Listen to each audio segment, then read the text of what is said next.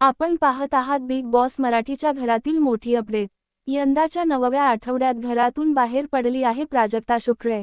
गेल्या काही आठवड्यांपासून तिचा गेम प्रेक्षकांनाही आणि घरातील स्पर्धकांनाही फारसा दिसत नव्हता।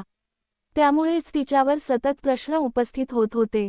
घरात दुसऱ्या आठवड्यापासूनच रितेश प्राजक्ताला तिच्या गेमबद्दल वारंवार समजावत होता।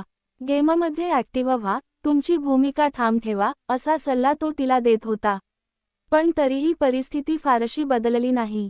त्यातच करण सोनावणेच्या एलिमिनेशननंतर प्राजक्ताचा गेम आणखीच ढासळला, असं प्रेक्षकांचं मत होतं। दरम्यान, घरातील स्पर्धक राकेश देखील तिला वारंवार नॉमिनेट करत होता। त्याचं म्हणणं स्पष्ट होतं, प्राजक्ताने गेममध्ये अजून ठसा उमटवायला हवा।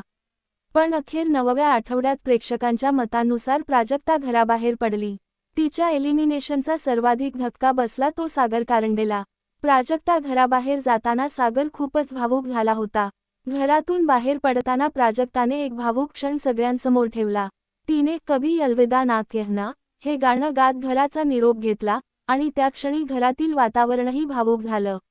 आता प्राजक्ताच्या एलिमिनेशननंतर घरातील समीकरणं बदलणार का?